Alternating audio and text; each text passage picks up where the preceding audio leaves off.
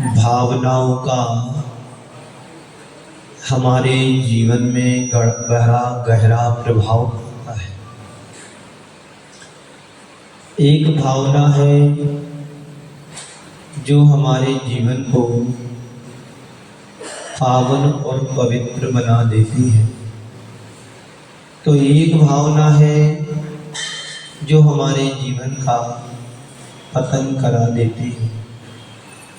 भावनाओं के क्रम में आज हमारे लिए असुचि भावना पर विचार करना है। असुचि भावना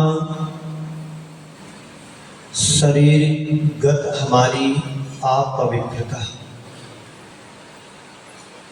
भावनाओं के प्रवाह में हम उत्तरोत्तर आगे बढ़ते जा रहे हैं। संसार के सारे संयोग नश्वर है, नाशवान है। यहाँ बाहर का कोई भी शरण नहीं है। शरण यदि है तो हमारे लिए पंच परमेष्टि की शरण है, जिसकी शरण को पाने के बाद किसी और की शरण की जरूरत नहीं होती है। संसार में सुख को खोजना यानी रेत में से तेल निकालने वाली बात होती है, यानी असफल प्रयत्न करना। संसार का हर प्राणी इस भीड़ में अकेला ही है और सबसे अलग पृथक निराला है। अब एक कदम और हमारे लिए आगे बढ़कर के अब हमारे लिए असुचि भावना पर विचार करना है। ये देह असुचता का एक पिंड है।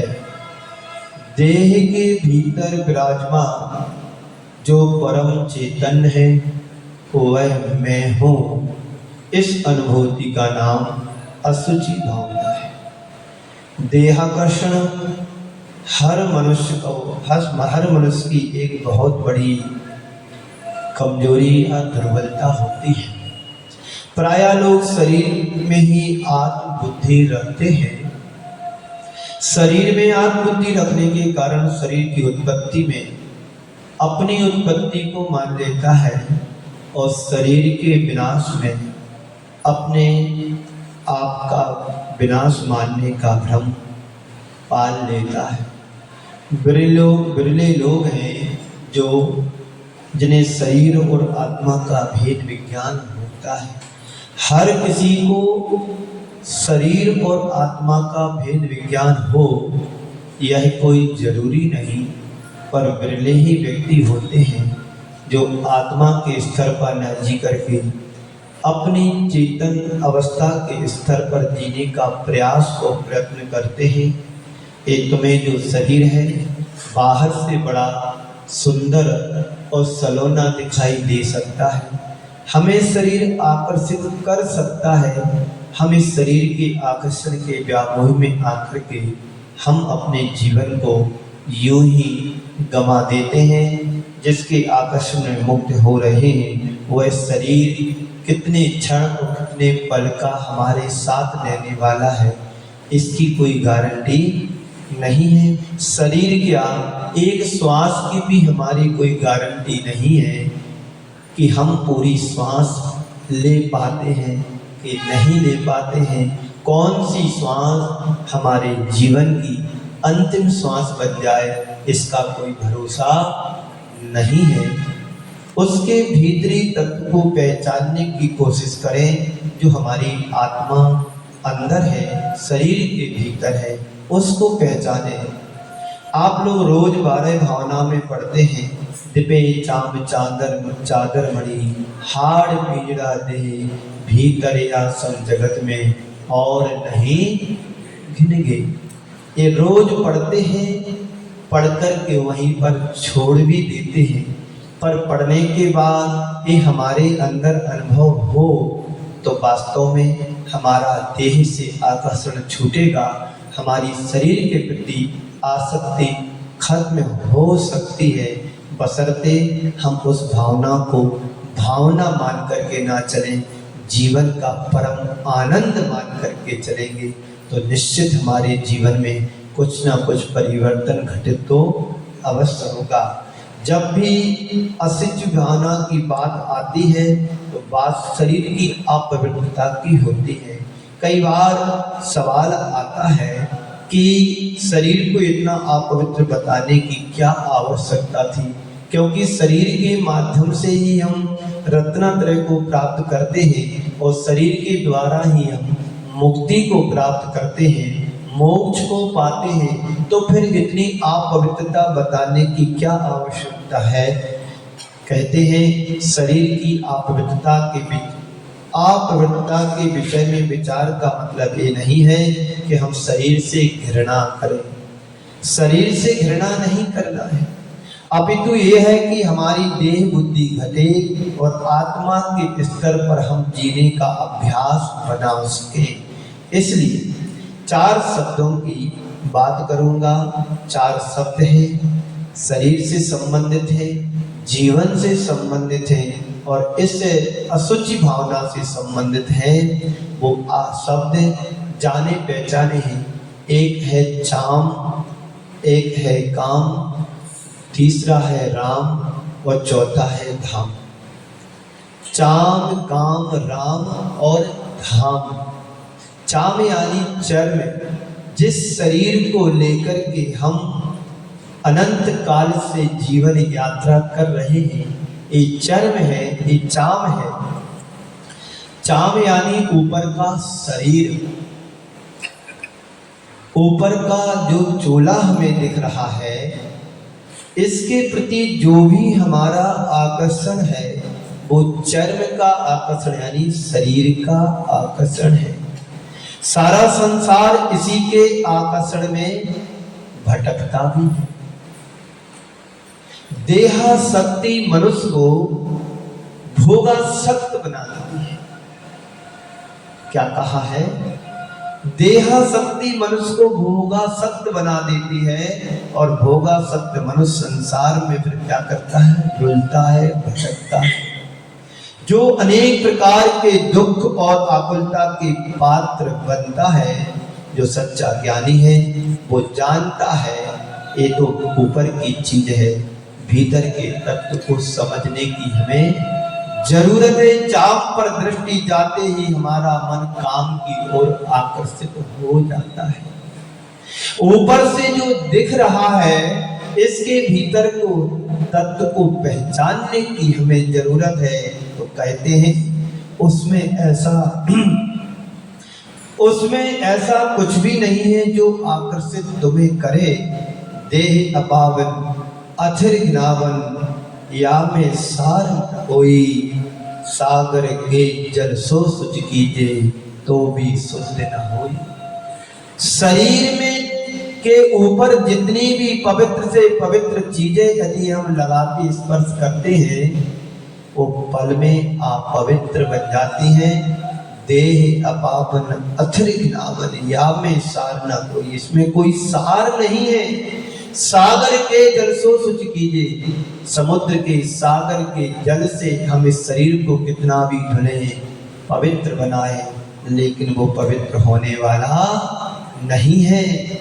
दुनिया के सारे पवित्र पदार्थ इस शरीर के संसर्ग में आने के बाद भी आप पवित्र हो जाते हैं।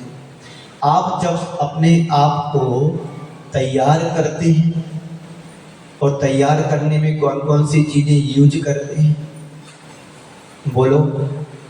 100% आपके पास जो सेंट है उस सेंट को लगाते ही शरीर से स्पर्श होते ही क्या हो जाता है? आप पवित्र हो जाता है। आप परफ्यूम लगाते हैं और जरा सा पसीना आते ही वो परफ्यूम की दशा क्या हो जाती है? आप अपने शरीर पर गर्मी से बचाव करने के लिए पाउडर आदि का उपयोग करते हैं और थोड़ी देर बाद जब पसीना आता है तो वो पाउडर भी मिट्टी की तरह हो जाता है। तो संत कहते हैं दुनिया के सारे जितने भी पवित्र पदार्थ हैं वो शरीर के स्पर्श होते ही आप पवित्र हो जाते हैं एक पल में। सारे पवित्र पदार्थ इस शरीर के संसर्ग में आने के बाद आप पवित्र हो जाते हैं, क्योंकि इसमें ऐसी असुचिता ही है।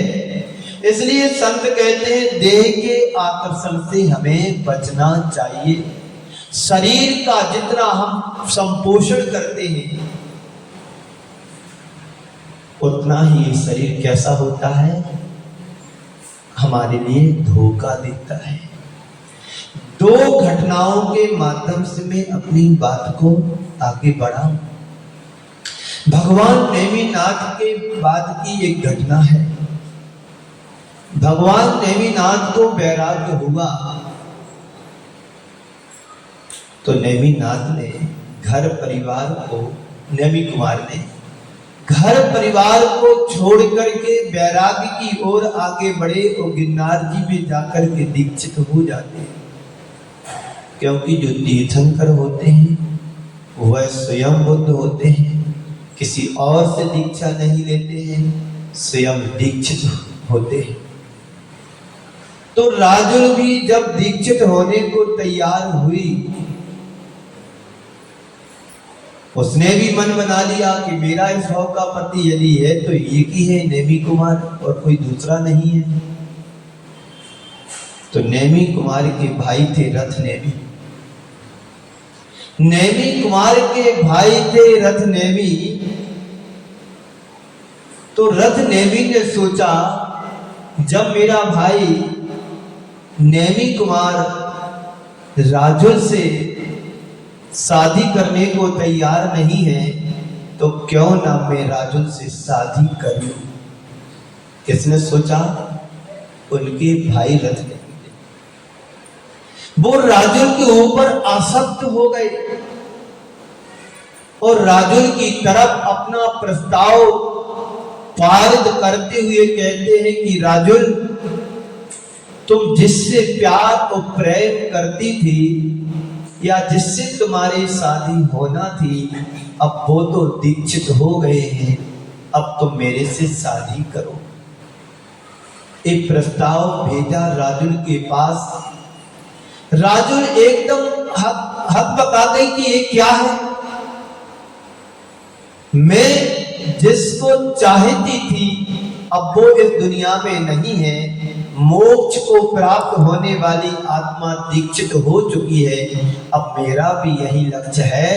यदि पति था तो मेरा वही था, नेमि कुमार। अब इस दुनिया में मेरा कोई दूसरा नहीं हो सकता।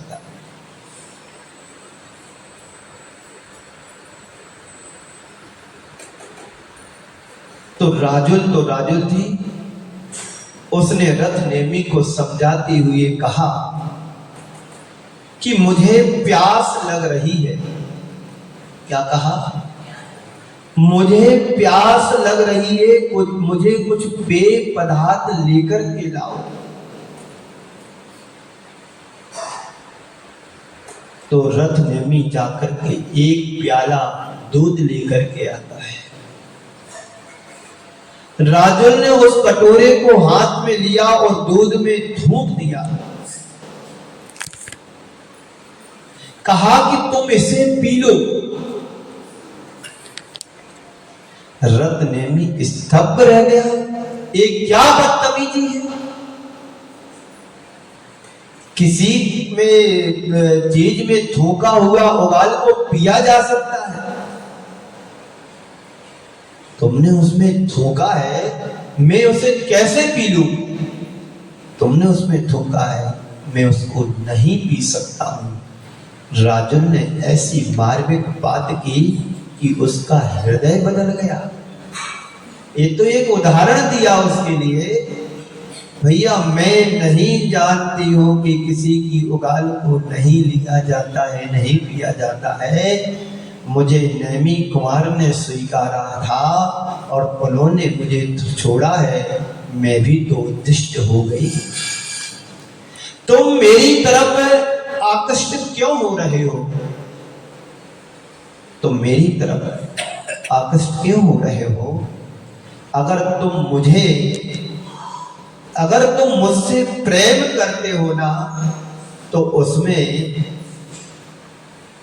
थोड़ा ही तो थूका है, पी लो ना फिर इसको। यदि यही बात है तो जब नेमी कुमार ने मुझे स्वीकारा है तो तुम मुझे स्वीकार क्यों रहे हो? जब नेमी कुमार ने मुझे स्वीकारा है तो तुम फिर मुझे क्यों स्वीकार कर रहे हो? फिर उससे कहा कि रथ नेमी, इस चर्म पर मोहित मत हो। हे रथ नेमी, इस चर्म पर मोहित मत हो, मर्म को पहचानने की कोशिश करो, यानी आत्मा को समझने की कोशिश करो। चर्म पर मोहित मत हो, मर्म को पहचानने की कोशिश करो। ये शरीर तो एक दिन यही छूट जाने वाला है, यही छूट जाएगा। मैंने अपने मर्म को पाने का रास्ता चुन लिया है, अब मैं पलट करके देखने वाली नहीं हूं। जो नेमी कुमार का संकल्प था वही संकल्प मेरा है।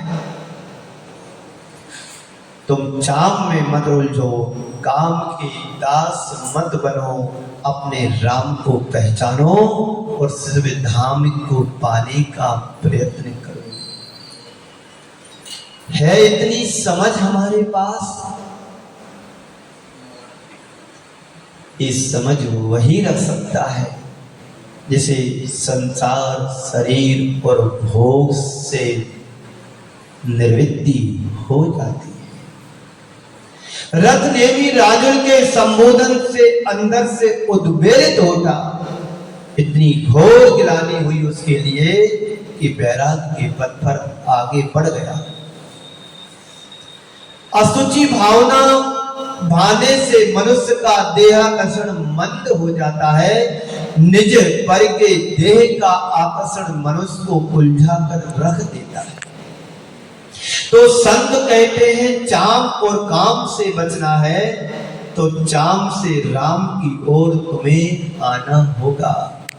तो चर्म के भीतर के मटेरियल का जरा चिंतन करें, मनन करें।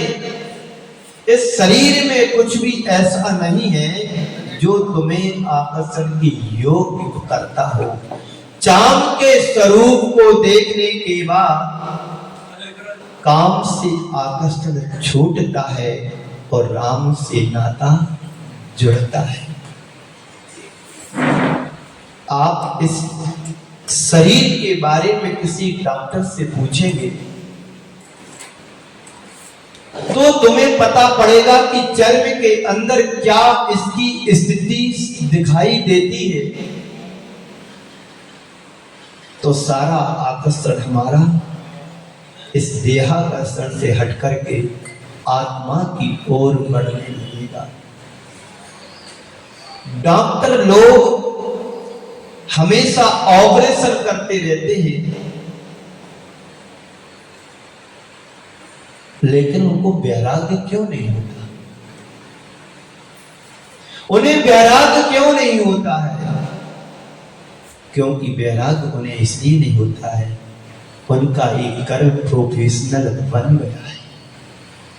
उनका एक कर्म प्रोफेशनल बन गया है, इसलिए उन्हें वैराग्य नहीं होता है। यदि किसी सच्चा धर्मात्मा यदि व्यक्ति के अंदर की पर्सनालिटी को देख ले तो एक पल भी वह संसार में रुकने के लिए तैयार नहीं होगा।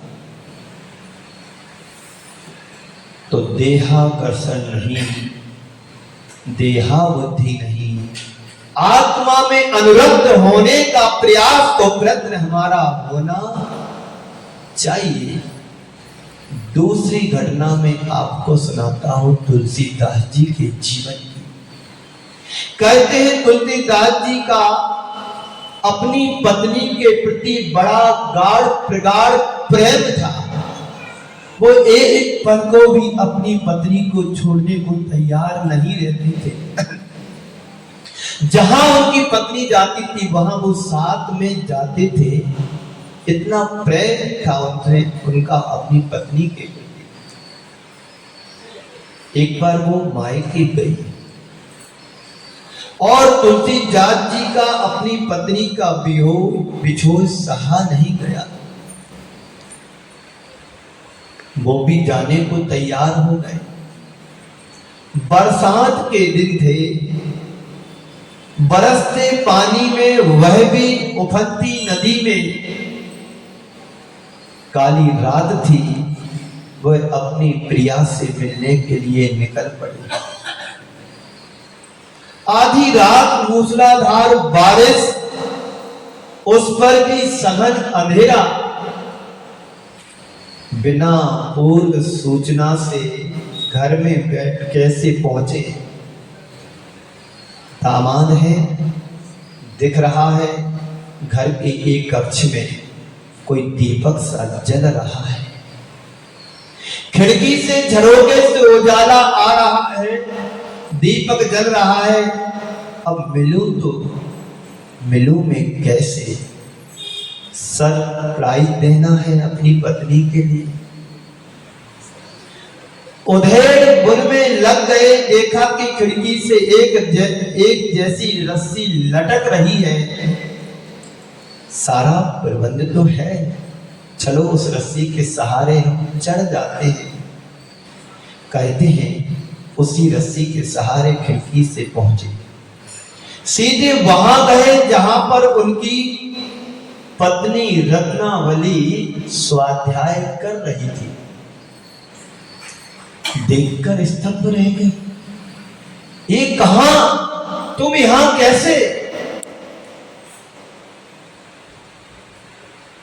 बदहवास की स्थिति में, क्योंकि बारिश हो रही थी, पूरा बदन गीला था, कपड़े भी गीले हो गए। खेतों में से आना हुआ तो कीचड़ वगैरह भी सब कपड़े में लग गया। रात का समय को दिख नहीं रहा, सूझ नहीं रहा। ऐसे सघन अंधेरे आधी रात में इस तरह से चोरी की भांति तुम कैसे आए? चोरों की तरह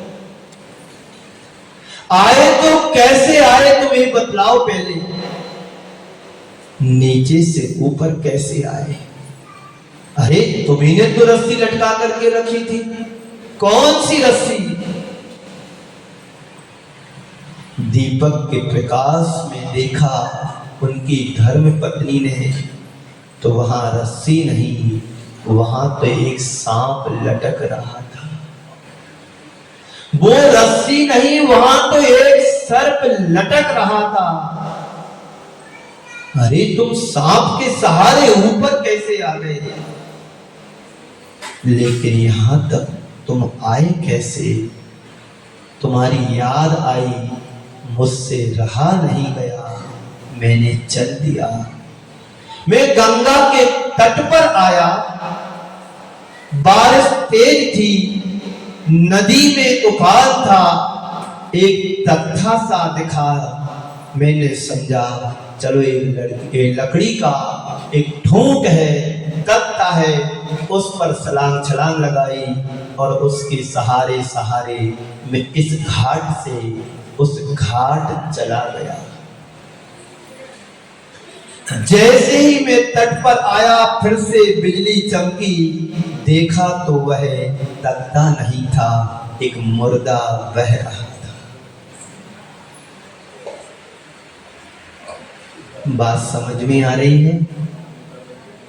देहाकर्षण कैसा होता है, अभी और सुनो। मुर्दा के सहारे पार हुआ, यहां तक आया, ऊपर आने का प्रबंध नहीं दिखा। देखा कि ये रस्सी सी लटक रही है, जो देखा जो सांप है, उसके सहारे यहां तक आया। तेरी याद मुझे यहां तक खींच करके लाई। कहते हैं तब रत्नावली ने जो संबोधन तुलसीदास जी को दिया, उन्हें तुलसीदास जी से गोस्वामी तुलसीदास जी बना दिया। उनके हृदय को बदल दिया, उनके हृदय में परिवर्तन आ गया। कहते हैं अस्ति चर्म मम देह सम, अस्ति चर्म मम देह सम तासंग ऐसी प्रीत, अस्ति चर्म मम देह सम तासंग ऐसी प्रीत, की होती रघुनाथ से तो काय होत भवभीत। की होती रघुनाथ से तो काय होत भवभीत।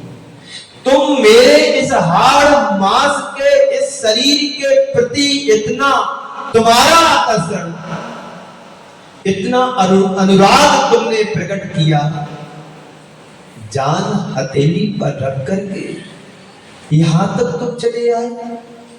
तुम्हें डर नहीं लगा?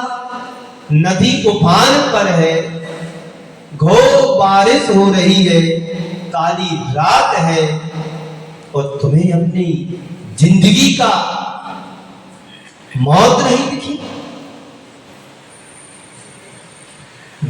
ऐसा अनुराग तुमने अपने राम से किया होता तो तुम्हें संसार में भटकते नहीं, अटकते नहीं। एक वाक्य ने तुलसीदास जी को गोस्वामी तुलसीदास जी बना दिया। आप लोग कितना देखते हो मुर्दे के लिए, घटनाओं के लिए, फिर भी हम इस संसार से वैराग्य को प्राप्त क्यों नहीं हो पाते? बस यही असुचि भावना का लाभ है। असुचि भावना का के मतलब केवल इतना नहीं है कि शरीर की असुचिता के बारे में थोड़ा चिंतन कर ले। शरीर की आसक्ति से मुक्त होना ही असुचि भावना का सच्चा लाभ है। निज पर के देह के आकर्षण से बचो, यही देहाकर्षण मनुष्य के पतन का कारण बनता है। तो चाम काम का केंद्र है और राम में धाम छिपा हुआ है। जब हमारी आकर्षण शक्ति, जब हमारी देहा शक्ति हट करके राम पर केंद्रित हो जाएगी तो हमारे जीवन में धाम सुनिश्चित है। तो राम को भजना है, काम से हटना है।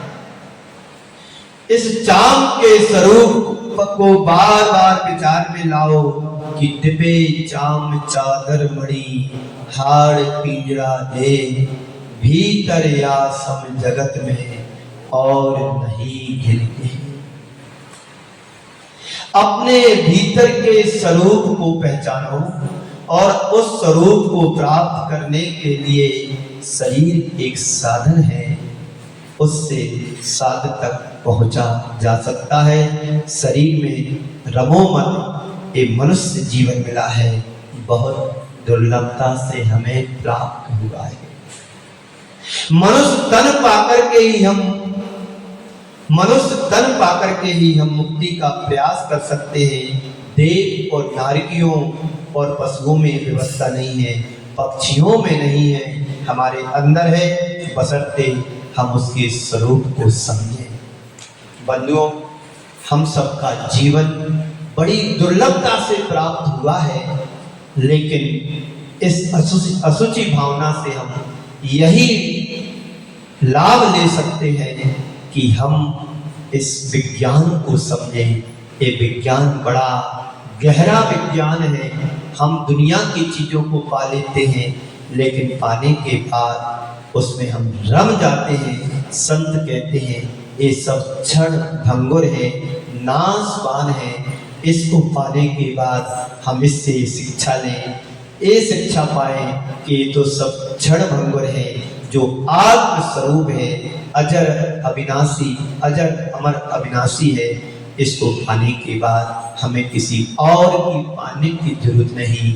इसलिए करे गाथा आचार्य कुंद देव की कही थी, सुध परिचिदान भूला सब वस्त विकाम भोग बंद कहा, ये अंत सुबलंबो नवरी विहत से। इस दुनिया में, इस संसार में व्यक्ति हर वस्तु से परिचय किया, हर वस्तु का अनुभव किया और हर वस्तु को सुना है, लेकिन आज तक उससे कभी किसी को तृप्ति की अनुभूति नहीं हुई है, अपितु काम भोग बंदगी कथाओं के द्वारा संसार में भ्रमण करता रहा है। इसलिए एक गाथा और कहते हैं आचार्य कुंकुंदेव, एक कर्म का बंधन क्या है? मुंचति जीवो